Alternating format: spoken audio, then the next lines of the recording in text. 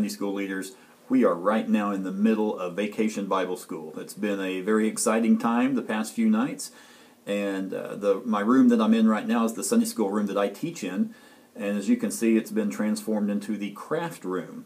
So it's been fun here the last several nights, and we've only got a couple of nights left in this year's Vacation Bible School. And this Sunday we are continuing in our unit entitled Be Strong and Courageous, Everyday Leadership Lessons from Joshua.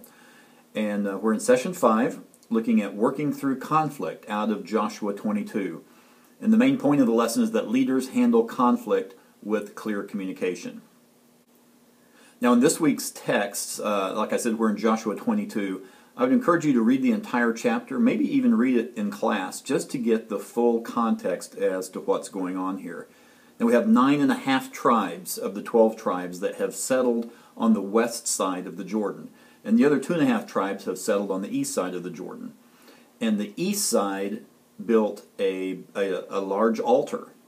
And the west side saw that and assumed that it was an altar to a pagan god. And so the West sent a delegation to investigate because the West side was getting ready to go to battle against the East because they had learned their lesson about tolerating sin in the country of Israel. And so the delegation goes, they make their case, and the East replies, it's not an altar to a pagan god, but it's an altar to the Lord, and it's also as a memorial for the benefit of future generations. Now this conflict could have escalated pretty quickly into a battle, but it was avoided because of clear communication. Not just talking, but also listening and hearing what the other side had to say. Now too many times when people are in conflict, they don't listen to the other side. When the other side's talking, they're too busy formulating their own argument and rebuttal to actually hear what the other side has to say. Now whether it's in marriages, whether it's in families, work, clubs that you attend, churches, conflict is unavoidable because people are involved. There's always a difference of opinion, some miscommunication. There are always factors involved when humans interact that conflict is going to occur. Now there are 3 different ways that we can approach conflict. You can be a peace breaker. That's someone who produces conflict. They enjoy conflict. They're looking for it. Their goal is to win the argument at any cost. It's my way, that's 100% right, and there's no room for discussion. And a good word that sums up the personality of this type of person is aggressive. Then you have those who are peace fakers. These are people who avoid conflict. They pretend that everything is okay, and their goal is peace at any cost, even if the other side is completely wrong. We're just going to cave in, and a good term for them is they are people who acquiesce.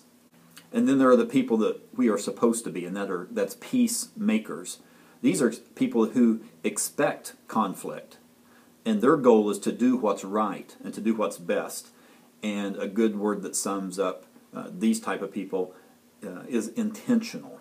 James chapter 3, verses 17 and 18 gives a good description of what a peacemaker is. But the wisdom that comes from heaven is first of all pure, then peace-loving, considerate, submissive, full of mercy and good fruit, impartial and sincere. Peacemakers who sow in peace reap a harvest of righteousness.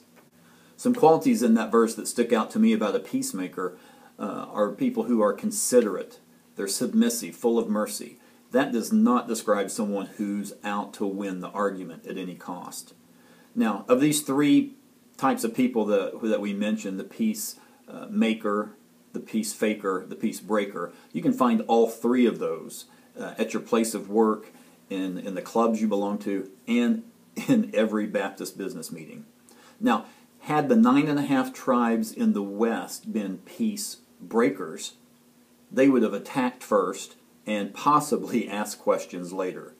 If they were peace fakers, they would have just buried their head in the sand, ignored the altar, just say everything's okay and not even investigate what they thought was a potential problem. But as peacemakers, they sent the delegation to find out the story. The delegation listened, and they learned that they were actually on the same side. So let's remember that unresolved conflict leads to bitterness and to mistrust, and it has no place in families, and definitely has no place in churches as well.